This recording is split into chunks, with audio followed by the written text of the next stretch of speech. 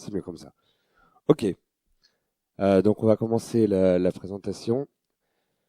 Donc en fait cette présentation fait suite à un article qui est paru l'année dernière sur Foronix, qui est un article un petit peu polémique de Michael Larabel, qui revenait un petit peu sur les déclarations qu'avait fait 4 ans auparavant Mark Shuttleworth, qui disait qu'il visait un nombre d'utilisateurs d'Ubuntu d'à peu près de 200 millions de personnes au travers le monde. Michael Larabel a essayé de faire un calcul pour estimer le nombre aujourd'hui d'utilisateurs d'Ubuntu.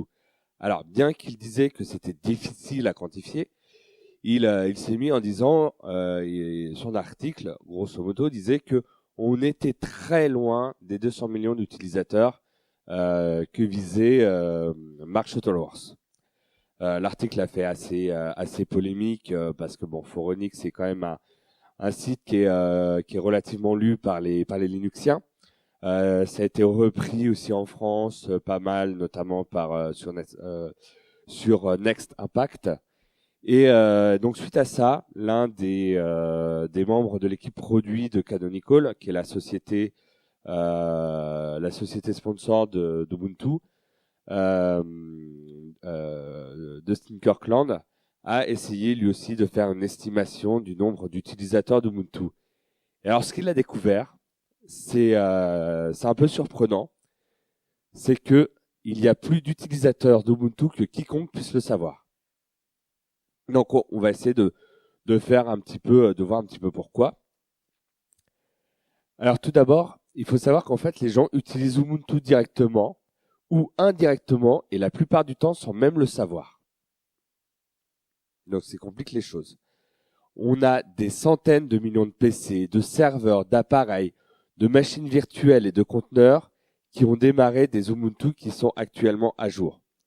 Donc là en fait il s'est basé sur les chiffres de novembre 2015 et donc il s'est aperçu qu'il y avait des centaines de millions d'appareils virtuels et physiques qui avaient des Ubuntu à jour, rien qu'en novembre 2015.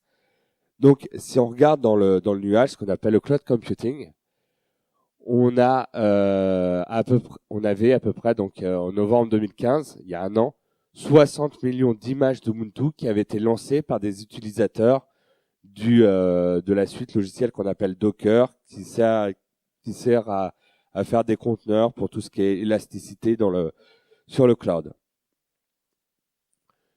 Pour la technologie Vagrant, qui est une autre technologie de virtualisation, on avait 14 millions d'images d'Ubuntu qui avaient été téléchargées. Il a comptabilisé à peu près 20 millions, c'est le nombre d'instances lancées en 2015 sur les nuages publics, tout confondu, Amazon Web Services, Microsoft Azure, Google Compute Engine, Rackspace, Oracle Cloud, VMware. Sur des nuages privés, incluant OpenStack, dont certains plus grands nuages privés comme celui de Deutsche Telekom, dont toute l'infrastructure repose aussi sur Ubuntu. Et sur ce qu'on appelle du Metal Nu, c'est-à-dire donc du Ubuntu qu'on installe directement sur des racks et qui peut s'étendre avec des technologies de provisioning. Donc, si on regarde un petit peu au-dessus des étoiles et qu'on commence à regarder dans l'espace, on peut voir dans la station internationale, il y a Ubuntu qui est en train de tourner dessus. En effet, on a eu des clichés de certains scientifiques faisant des expériences sur l'ISS et le système d'exploitation qu'ils utilisaient pour leurs expériences, c'était Ubuntu.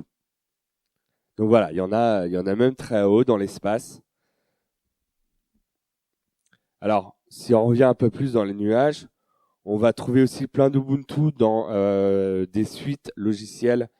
Alors pas forcément que le grand public ne connaît pas forcément, mais dans Kubernetes, qui est une grappe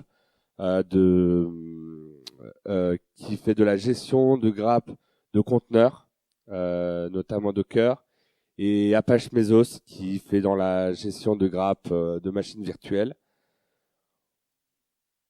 On va retrouver aussi dans tout ce qui est plateforme en tant que service, les PaaS open source comme Cloud Foundry ou Heroku. On va trouver énormément donc du coup de services qui sont basés sur des VM utilisant Ubuntu. Donc ce qu'il faut savoir, c'est que donc de nombreux services que vous utilisez en ligne sont basés sur ces technologies-là et donc sont basés sur Ubuntu. Donc en fait, en novembre 2015, c'est presque 2 millions de nouvelles instances qui ont été lancées sur Ubuntu. Donc dans le nuage, 2 millions sur un seul mois. Pour vous faire une idée, dans le cloud computing, donc on a 67 000 instances d'Ubuntu qui sont lancées chaque 24 heures, ce qui correspond à 2800 instances lancées par heure, 46 instances par minute, donc un peu moins d'une instance par seconde. Et encore, c'était l'année dernière. Aujourd'hui, on a encore augmenté le nombre. Donc, c'est-à-dire que en une seconde, vous avez à peu près un peu plus d'une et demie instances Ubuntu qui ont été lancées. Donc, imaginez le nombre d'instances qui ont été lancées depuis le début de cette conférence. Il y a beaucoup d'Ubuntu partout. Ubuntu s'est aussi lancé dans l'Internet des objets.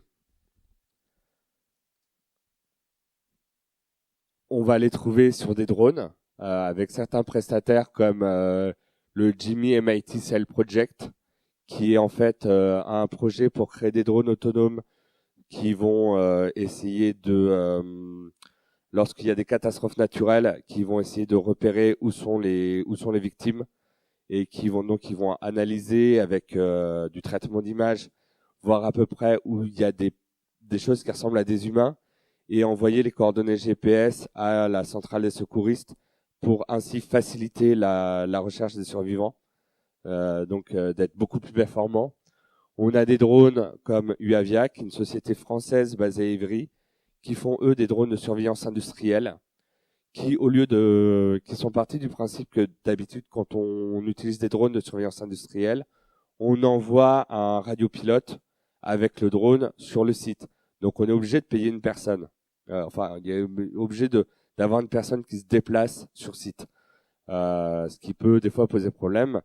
Eux, leurs drones sont autonomes et sont pilotés aussi par la 4G. Donc ils envoient le drone avec une unité Sigfox qui permet d'avoir un réseau 4G sur une petite surface, et ils peuvent piloter leur drone directement depuis leur centrale à Évry. Donc ils peuvent surveiller des sites à San Francisco tout en étant à Évry.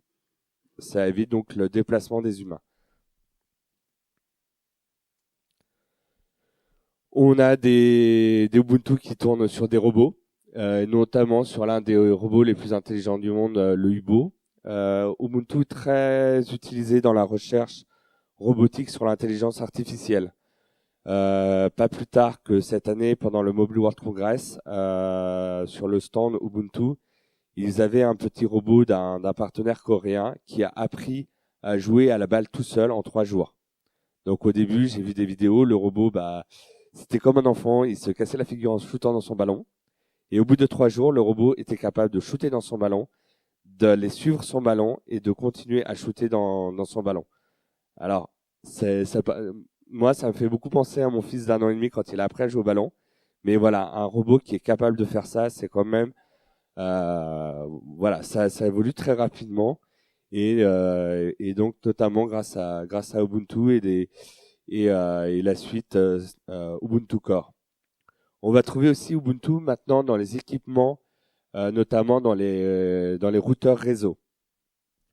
Depuis l'année dernière, il y a un partenariat avec Penguin Computing et qui permettent de créer ce qu'on appelle des switches intelligents. Ce sont des équipements cœur de réseau sur lesquels vous pouvez rajouter des applications pour faire notamment tout ce qui est réseau virtuel, qualité de service réseau et ajouter des services donc directement sur les équipements cœur de réseau. Les entreprises télécoms sont très intéressées par cette technologie parce que ça va leur permettre de mettre des services directement sur les SLAM plutôt que dans des data centers. Donc alléger la charge et être au plus près des utilisateurs, notamment pour tout ce qui est vidéo à la demande par exemple, ça va être très exploité.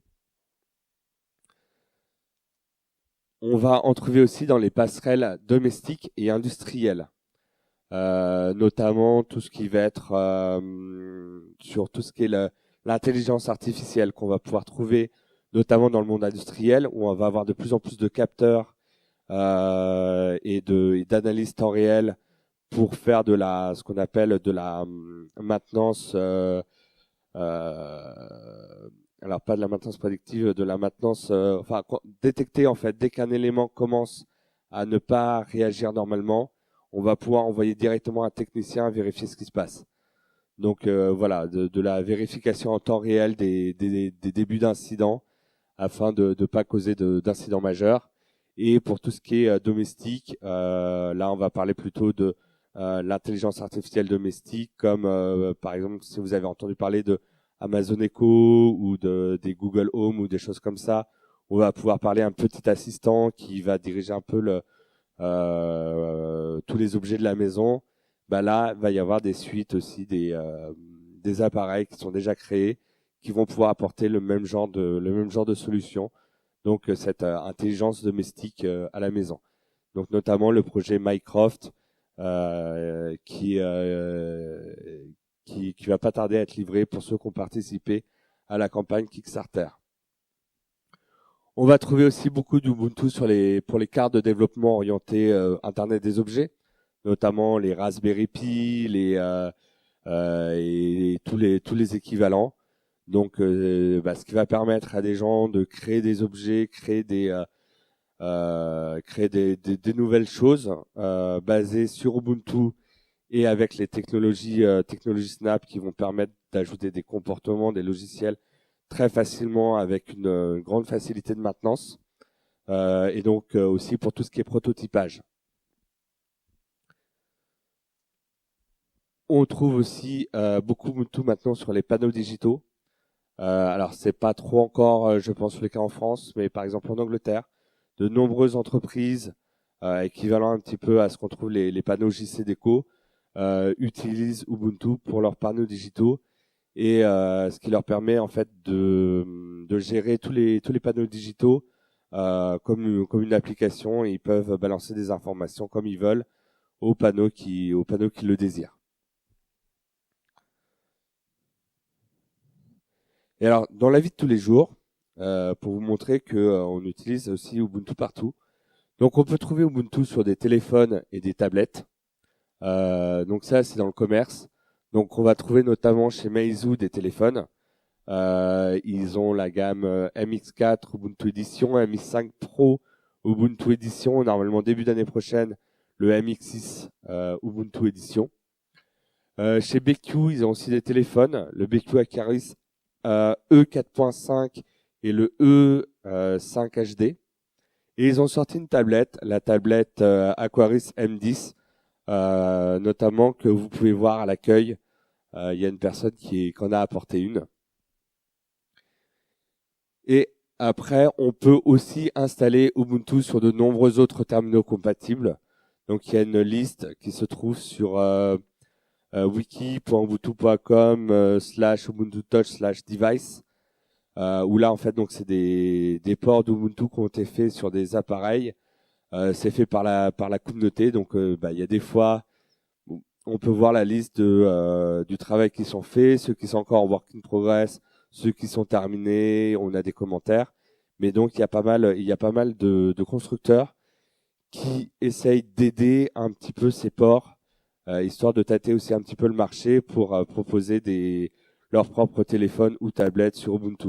Notamment, c'est le cas de Sony ou de OnePlus qui, chacun à leur manière, essayent d'aider ces ports communautaires pour aussi tâter un petit peu le marché.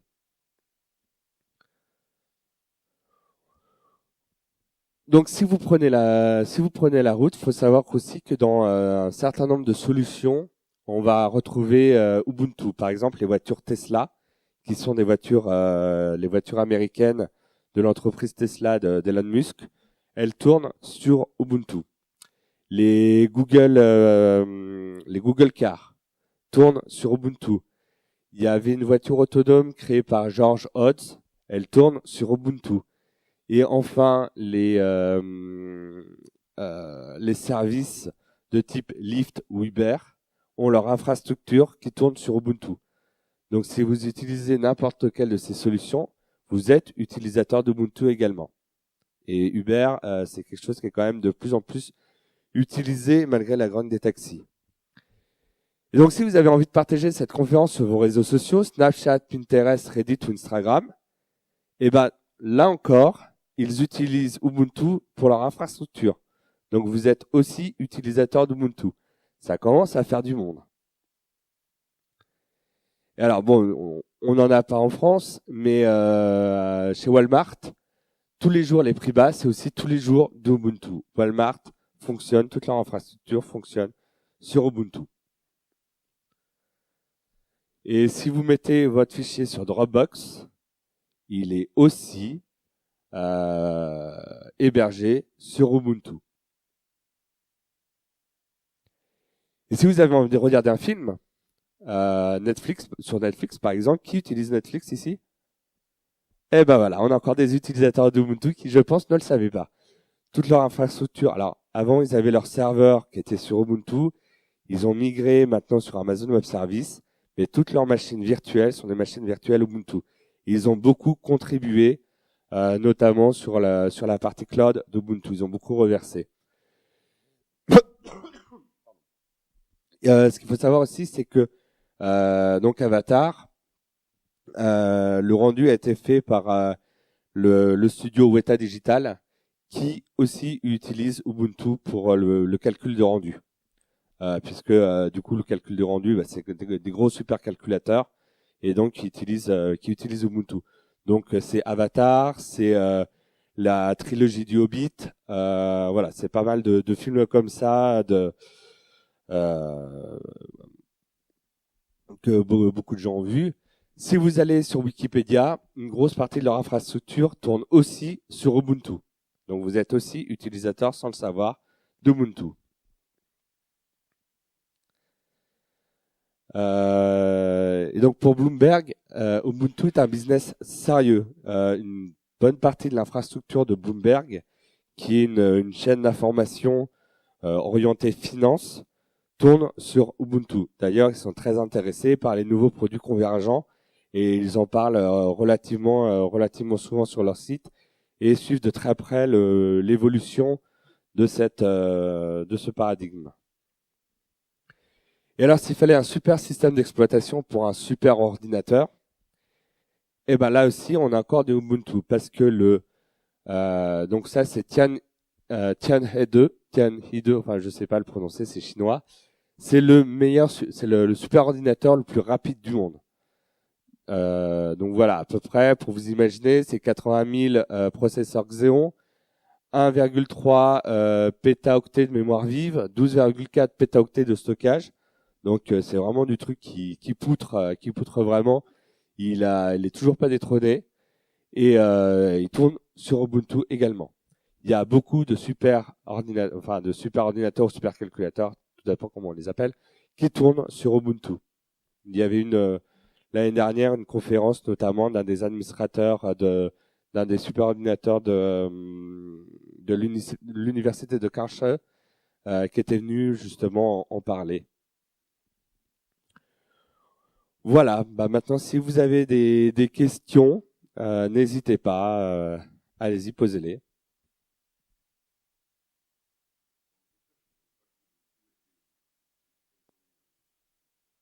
Et même des fois un peu plus qu'on puisse le savoir.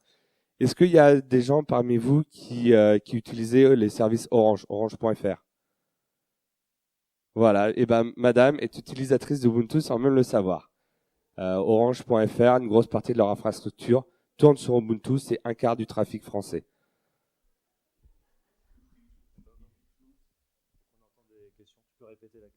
Alors, Free sur alors, je sais que Iliad utilise notamment pour certains de leurs salariés des postes sur Ubuntu. On avait vu des reportages, je crois que c'était sur Capital, et on voyait en fait Unity qui tournait sur les postes des téléconseillers. Maintenant, oui, une grosse partie de leur infrastructure tourne sur des systèmes d'exploitation Linux. Là, par contre, je ne saurais pas ce qu'ils utilisent. S'ils ont du Ubuntu, du Debian, du Red Hat, je ne saurais pas. Peut-être qu'Olive, tu sais ce qu'utilise Iliad, mais voilà, je ne sais pas ce qu'utilise Iliad pour leur infrastructure. Je sais que donc SFR pour la partie business, ils ont intégré Numergy, et Numergy avait leur infrastructure OpenStack sur Ubuntu. Donc Orange, toute la partie Orange, portail Orange, c'est du Ubuntu Server. Je sais que Bouygues aussi était intéressé à un moment par du Ubuntu, donc il y en a quand même pas mal. Chez les telcos, ça commence vraiment à arriver en masse parce que c'est quand même relativement un système qui est stable, un système qui est prêt pour la production en fait. Donc c'est pas mal utilisé.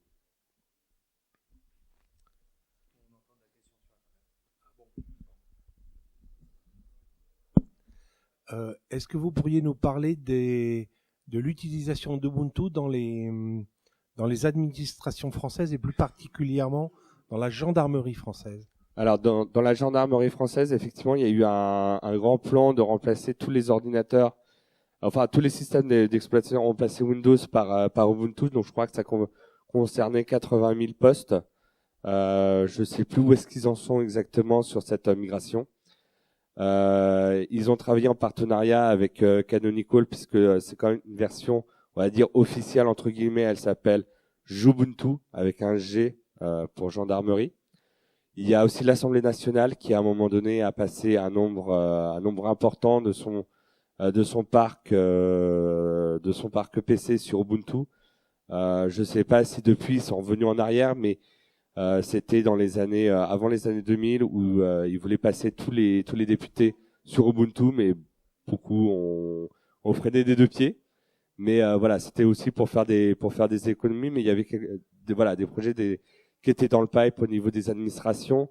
Après, les administrations utilisent beaucoup de logiciels libres, notamment au niveau des ministères, et contribuent beaucoup, mais ils sont pas forcément utilisateurs de Ubuntu. On n'a pas non plus énormément de chiffres, puisque ce sont des entreprises. Il y a beaucoup d'entreprises françaises en fait qui ont ces marchés-là et dont on n'est pas forcément au courant. Pour l'Assemblée nationale, il me semble que c'était pour les assistants parlementaires. Et dès qu'ils changent, quand l'équipe change, quand il y a des nouvelles élections, ils partent avec les PC. Et donc le nouveau parc PC était sous Windows. Voilà. D'accord. Ça a duré que un cycle. Au moins, c'était déjà ça.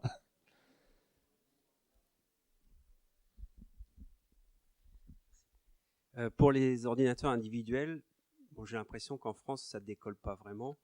Est-ce qu'il y a des pays qui sont à des taux d'utilisation plus importants? Oui, les pays, notamment en Asie, l'Inde, la Chine. Il faut savoir que par exemple en Chine, le gouvernement chinois a essayé de créer une distribution Linux Ubuntu avec l'aide de Canonical qui s'appelle Ubuntu Kylin. On peut trouver en Inde beaucoup de revendeurs qui vendent des ordinateurs avec Ubuntu. Vous allez dans l'équivalent de la Fnac chez eux et là vous avez un maxi stand avec marqué Ubuntu partout. Nous on trouve pas ça en Europe malheureusement. Après bon, faut savoir que c'est vrai que donc les pays, on va dire les pays émergents, c'est beaucoup plus facile parce que il n'y a pas de voilà, il y a du business qui est plus facile à faire qu'en France, où en France il y a vraiment le truc des lobbies, etc. Il y a une corruption qui est quand même relativement majeure en France. Notamment, on a encore eu le cas, on l'a vu il y a quelques mois, où je sais plus si c'est la Commission européenne, enfin c'est au niveau européen, où le truc de la vente liée, on a dit bah oui, on peut faire de la vente liée quoi. Donc maintenant, les revendeurs vont même plus s'emmerder à proposer des trucs sans OS, etc. puisqu'ils ont le droit de faire de la vente liée. Donc c'est pour ça qu'on a du mal à percer et donc en Europe, malheureusement, et c'est un peu le cas un petit peu partout, ça va être très difficile de trouver des configurations sur Ubuntu. Alors on peut en trouver dans le monde professionnel, par exemple si vous avez regardé dans le Dell, du côté pro, il y a encore des machines en vente sur Ubuntu. Côté personnel, je crois que c'est plus le cas. Alors il y a quelques assembleurs qui font des machines sous Ubuntu, mais c'est quand même relativement rare. Malheureusement, il va falloir payer sa licence Windows pour pouvoir la dégager et foutre Ubuntu. Malheureusement, c'est comme ça. Mais voilà, on a perdu la bataille du système d'exploitation pour utiliser, on va dire, pour les utilisateurs finaux. Mais par contre, on a gagné une des grosses batailles, celle du cloud computing. Donc en fait, voilà, tous les gens qui utilisent des services en ligne, voilà, ils utilisent peut-être Windows pour se connecter à Internet, mais ils utilisent des services qui sont en bonne partie reposent, en tout cas, sur des technologies open source, libres ou open source.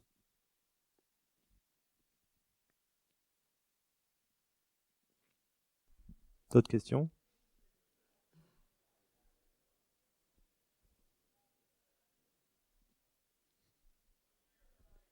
T'as Bon, du bah, temps, merci. hein. Si tu veux rajouter des trucs, t'as du temps là. Non, j'ai pas trop de. Pas de regrets? De toute façon, je suis encore là dans le couloir. Si vous avez des questions, n'hésitez pas. Merci. Merci beaucoup. Au revoir.